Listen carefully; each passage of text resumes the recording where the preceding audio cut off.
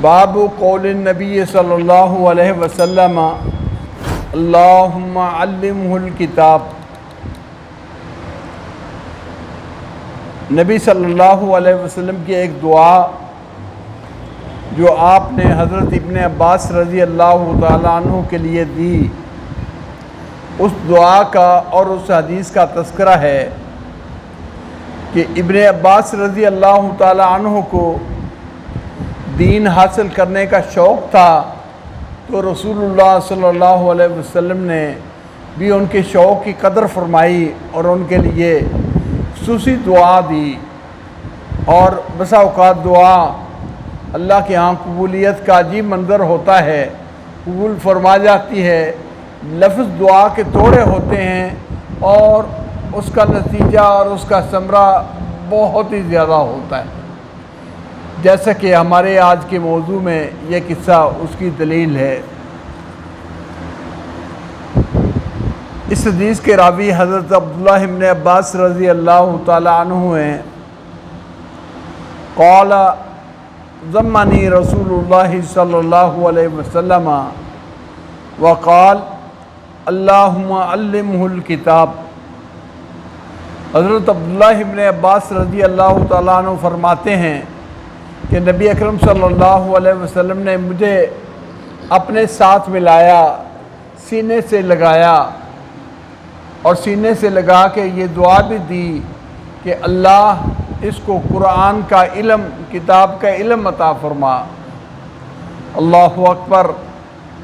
پیارے پیغمبر صلی اللہ علیہ وسلم کا ایک تو شفقت و محبت فرمانا اپنے صحابی کے ساتھ، اپنے بھائی کے ساتھ، چچا زاد بھائی عبداللہ ابن عباس کے ساتھ، اور دین کے ایک طالب علم کے ساتھ آپ کی محبت، آپ کی شفقت کہ اس کو سینے لگایا، یہ آپ کی شفقت اور محبت پر دلالت کرتا ہے، جبکہ آپ صلی اللہ علیہ وسلم پوری کائنات کے لیے شفقت کرنے والے تھے۔ یہ خصوصی شفقت اللہ نے عبداللہ ابن عباس کے حصے میں رکھی۔ آپ نے شفقت فرماتے ہوئے انہیں اپنے سینے لگایا، سینے لگا کر یہ دعا دی اللہم علمہ الکتاب۔ الفاظ دیکھیے کتنے ہیں، اے اللہ اس کو کتاب کا علم عطا فرما۔ اللہ اکبر۔ اور تاریخ اس بات کی گواہ ہے کہ یہ دعا آپ کی حضرت ابن عباس کے حق میں ایسی قبول ہوئی کہ کائنات ان کے علم کا اعتراف کرنے پر مجبور ہوئی۔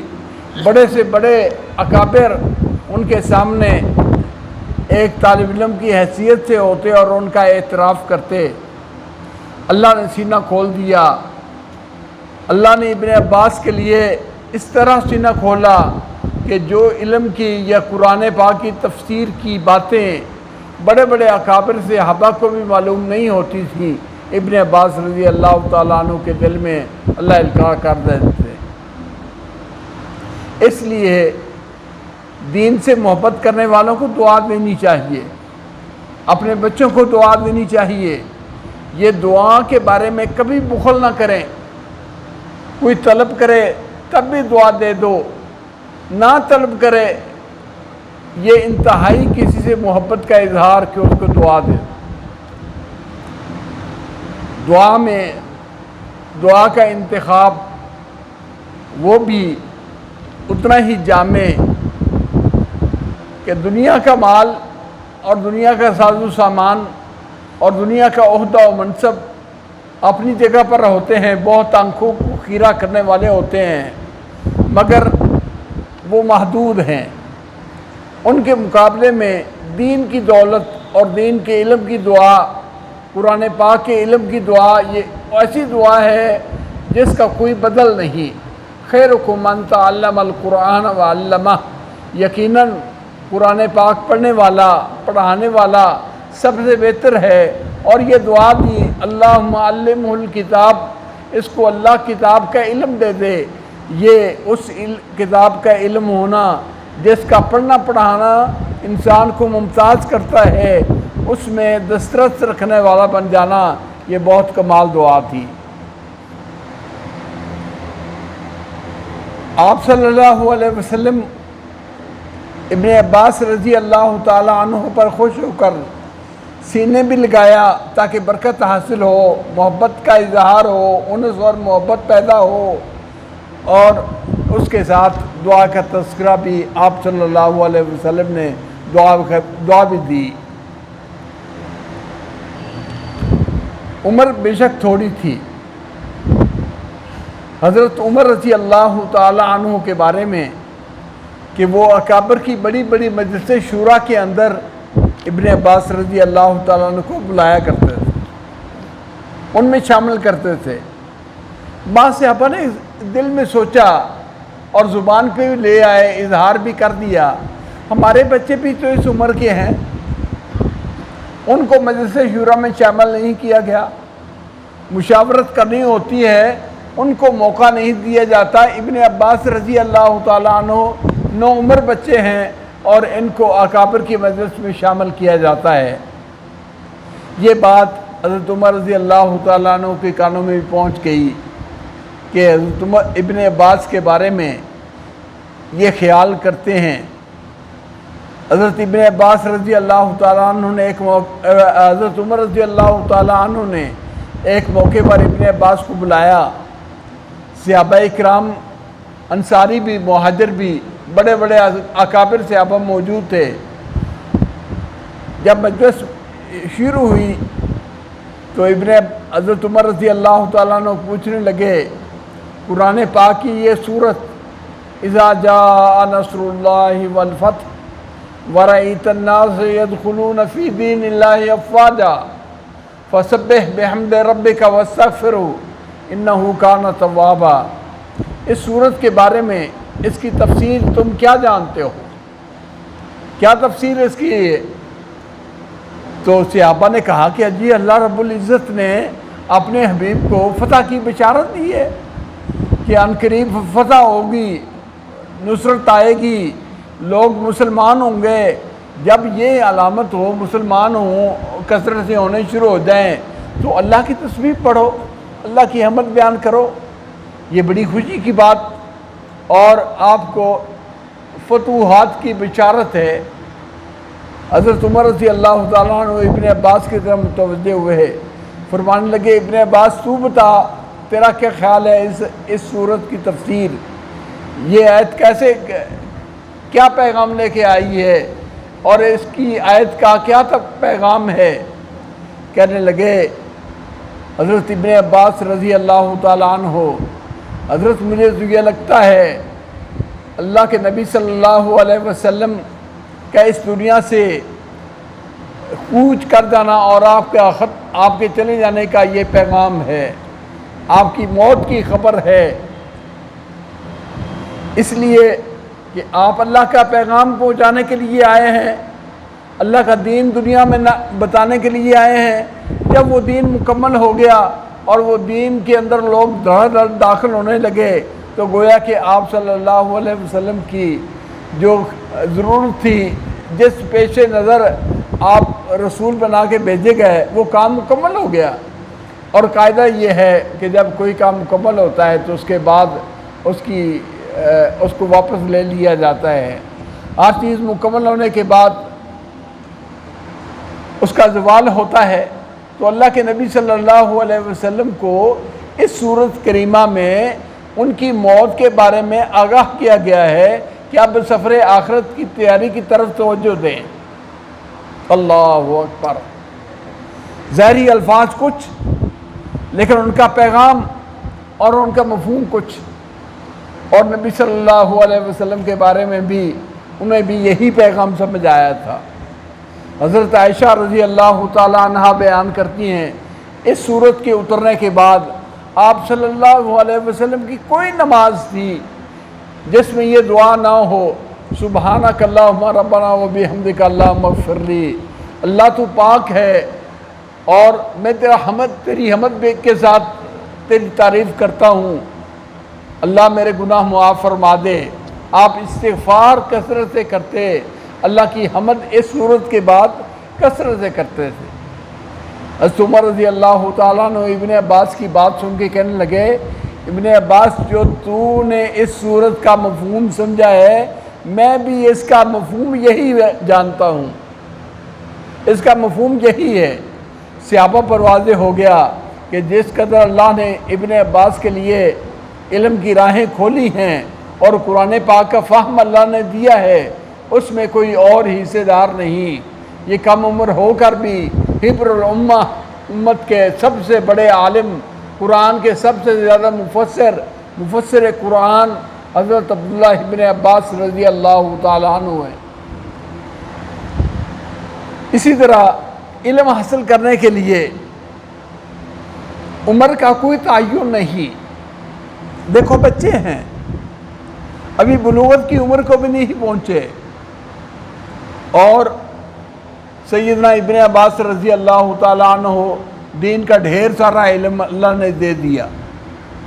اس لیے جس عمر میں بھی بچہ پڑھنے کے قابل ہو اس عمر میں یہ دین کا علم حاصل کیا جا سکتا ہے۔ اور صحابہ کے واقعات کے ساتھ حضرت عبداللہ ابن عباس رضی اللہ تعالیٰ عنہ اپنا ایک قصہ بھی بیان کرتے ہیں، اور ساتھ ایک مسئلہ جو غور سے سمجھ کے جانے اور سمجھنے کے ساتھ تعلق رکھتا ہے۔ اگر کسی بھائی کو اس بارے میں کوئی بھی سوال ہو تو ضرور کر کے سمجھ کے جانا چاہیے۔ وہ یہ ہے، حضرت عبداللہ ابن عباس رضی اللہ تعالیٰ عنہ ہی فرماتے ہیں، قال اقبلت راکبا علی حمار عتان وانا یومئذ قد ناہزت الاحتلام ورسول اللہ صلی اللہ علیہ وسلم یصلی بمنن الی غیر جدار فمررت بین یدی بعض الصف وارسلت العتان ترتع فدخلت فی الصف فلم ینکر علی۔ حضرت ابن عباس رضی اللہ تعالیٰ عنہ فرماتے ہیں، میں آیا منا میں، نبی صلی اللہ علیہ وسلم نماز پڑھا رہے تھے، منا میں آپ نماز کی امامت کروا رہے تھے، آپ کے سامنے دیوار وغیرہ موجود نہیں تھی، کسی دیوار کی طرف آپ منہ کر کے نماز نہیں پڑھ رہے تھے۔ میں گدھی پر سوار ہو کے آیا، میں نے گدھی اسی طرح چھوڑی، وہ نمازیوں کے سامنے بعض صفوں کے آگے سے گزری۔ ان دنوں میں قریب البلوغت تھا، میری عمر 13 سال تھی، 12-13 سال تھی۔ میں نے گدھی کو چھوڑا، وہ وہاں چرنے لگی اور میں خود صف میں نماز کے ساتھ شامل ہو گیا۔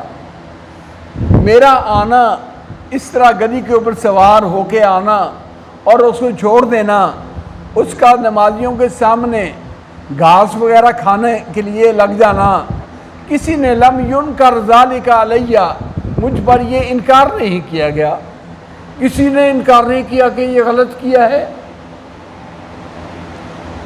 اللہ اکبر۔ یہ مسئلہ کہ نمازی کے سامنے سے کوئی چیز گزر جائے تو نماز ٹوٹ جاتی ہے یا نہیں،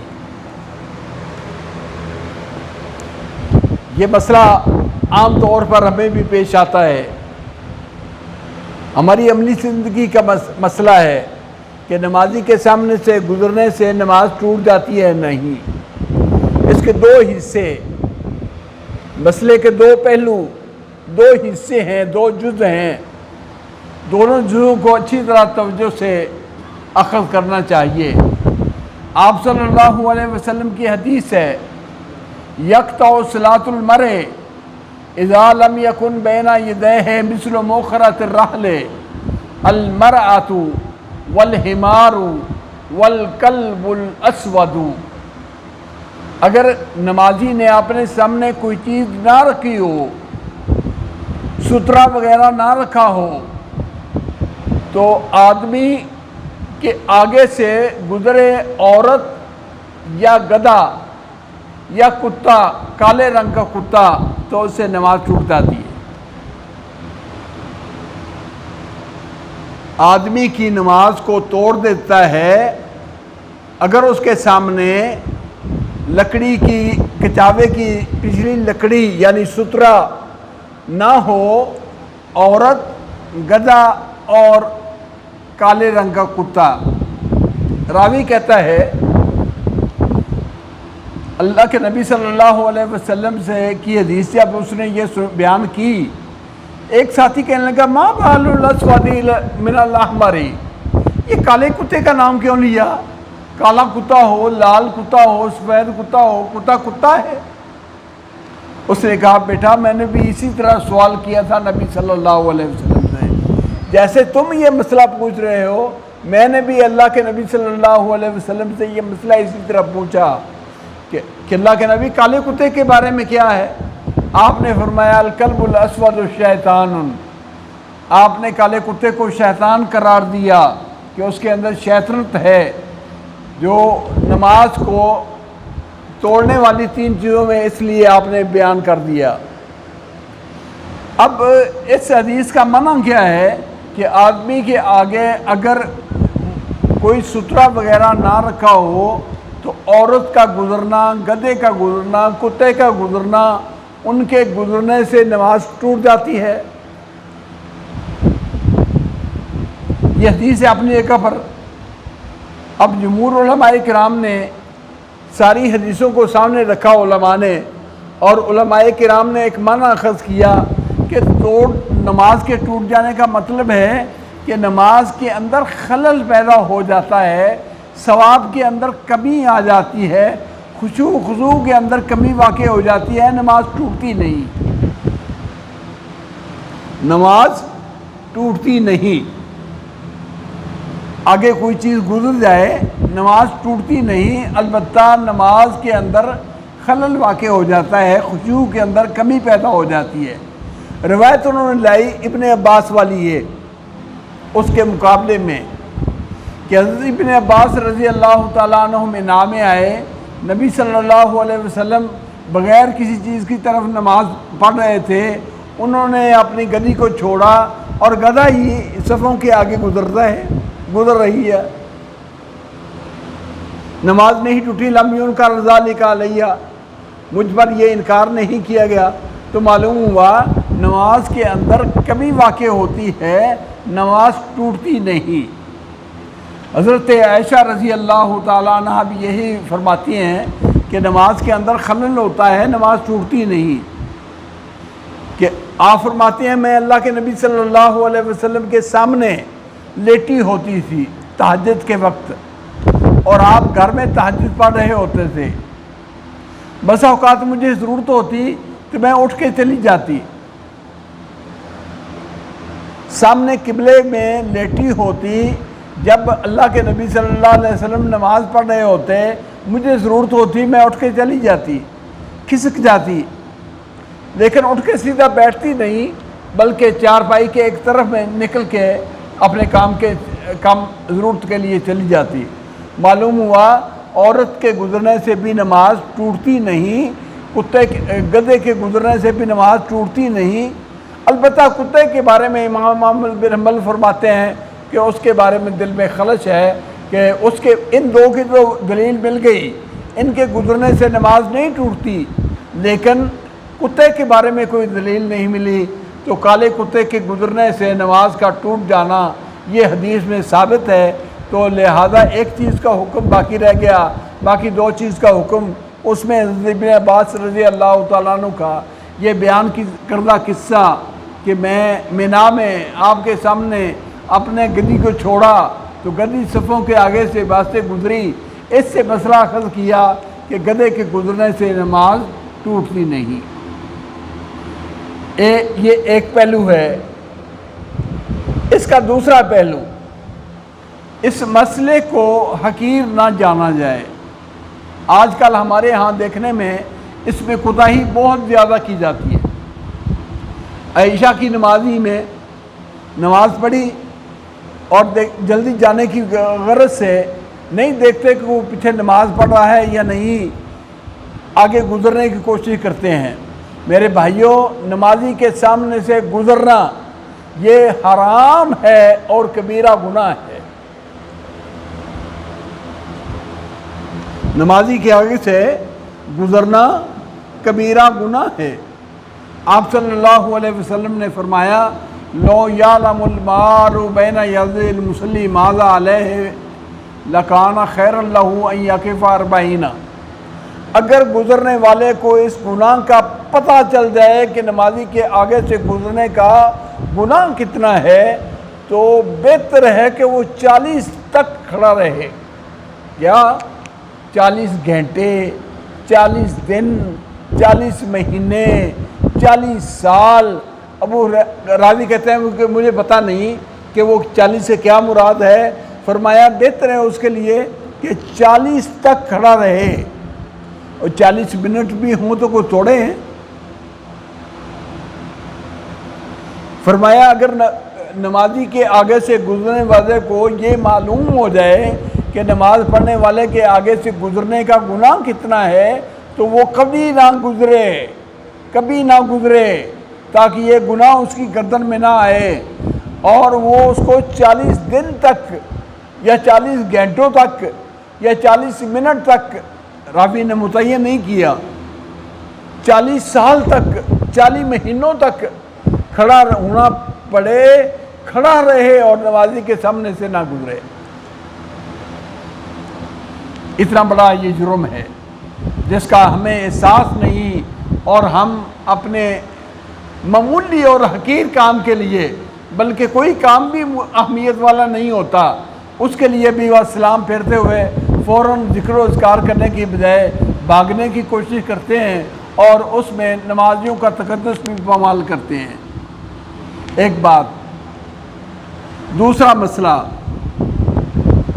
جماعت میں تو جہاں صف ہے وہاں کھڑا ہونا ہوگا، اس لیے معذور ہے، وہ کھڑا ہو، گزرنے والے کو چاہیے اس کا احترام کرے اور سامنے سے نہ گزرے۔ اگر نوافل پڑھنے ہیں تو اس نمازی کو بھی چاہیے کہ نماز پڑھنے سے پہلے دیوار کے پاس ہو جائے، سترے کے قریب ہو جائے، گزرگاہ میں کھڑے ہو کے نماز نہ پڑھے تاکہ گزرنے والوں کے لیے دقت اور حرج نہ ہو۔ کہتے ہیں نا تالی دونوں ہاتھ سے بجتی ہے۔ ذمہ داری نمازی بھی اپنی پوری کرے کہ وہ ایسے جگہ پر کھڑے ہو کے نماز پڑھنے سے گریز کرے کہ گزرنے والے وہاں سے گزریں گے تو لازمی ان کا گزرنا ہوگا تو ان کو دقت ہوگی نہیں، بلکہ ان کو چاہیے اس جگہ چھوڑ کر ایک کنارے میں چلا جائے، آگے سترے کے قریب ہو جائے، آگے دیوار کے قریب چلا جائے، ایسی جگہ پر چلا جائے جہاں سے گزرگاہ نہ ہو۔ گزرگاہ میں کھڑے ہو کر نماز پڑھنے سے نمازی کو بھی گریز کرنا چاہیے۔ جس طرح نماز کے لیے مسجد کا انتخاب کیا، مسجد میں مناسب جگہ کا انتخاب کر نماز پڑھنا، اگلی صفوں میں جگہ ہوتی ہے، خالی پڑی ہوتی ہیں، صرف پیچھے جلدی جانے کی وجہ سے جو پچھلی صف میں آ کے نماز لیٹ لی اور وہ نفل پڑھے تاکہ میں جلدی سے یہاں سے چلا جاؤں گا۔ میرے بھائیوں، اپنے آپ کو، اپنی نماز کو جب اس نے وقت نہیں دی تو ذمہ داری اس کے اوپر بھی ہے۔ نمازی کو چاہیے کہ یہ ذمہ داری کا خیال کرے، مناسب جگہ پر کھڑے ہو کے نماز پڑھے، اور گزرنے والے کو بھی چاہیے کہ گزرتے ہوئے احساس کرے کہ میرے پیچھے کوئی نماز تو نہیں پڑھ رہا۔ اپنی ایک معمولی غفلت کی وجہ سے ڈھیروں گناہ اپنی گردن پہ لے لینا یہ عقل مندی نہیں۔ اللہ ہمیں توفیق عطا فرمائے۔ وآخر دعوانا الحمدللہ رب العالمین۔ حدیث سے کوئی بیان نہیں ہوا ہے فاصلہ،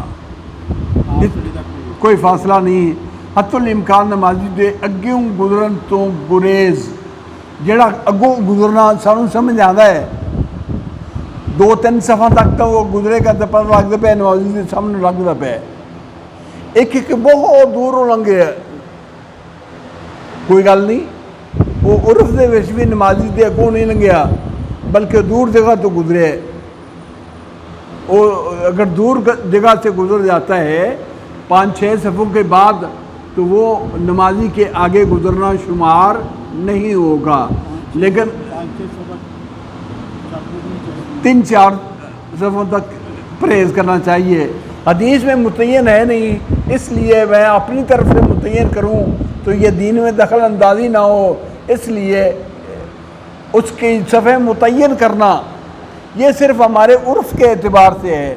جو نمازی کے سامنے سے گزرتا ہے، سجدے والی جگہ سے گزرے یا ایک آدھی صف کے قریب سے گزرے تو اس کا دل بھی ملامت کرے گا میں نمازی کے آگے گزرا ہوں، وہ خود بھی کہے گا میں نمازی کے سامنے سے گزرا ہوں. اس سے گریز کرنا چاہیے. جہاں آدمی کا دل مطمئن ہو کہ یہ نمازی کے آگے نہیں ہے، وہاں سے گزر جائے تو انشاءاللہ مواخذہ نہیں ہوگا. نماز پڑھتے ہیں تو لوگ جان بوجھ کے آگے پہلے ہی نہ کسی اگے بیٹھے ہوتے ہو پیچھے نماز لیندے نے، سنتا یا نفل جو بھی نیت لیندے نے، اور تھوڑی اور بندے نے اٹھنا ہے، ایک بندے نے جی جی انہیں تو خطرہ بنا رہا ہے، کسی مجبور ہو گئے. اگر بیٹھ سکتے ہو مسلمان بھائی تعاون کرو عبادت وچ، اللہ تانوں بھی اجر دے گا. لیکن اگر کوئی ایسی مجبوری ہے کہ اٹھنا مجبور ہے تو صف دے وچوں نماز توڑ کے بھی تو گرنا جائز ہے. اگر مجبور نہیں تو پھر مسلمان دی قدر کرو، ان دے نیکی دے معاملے وچ ان دا تعاون کرو.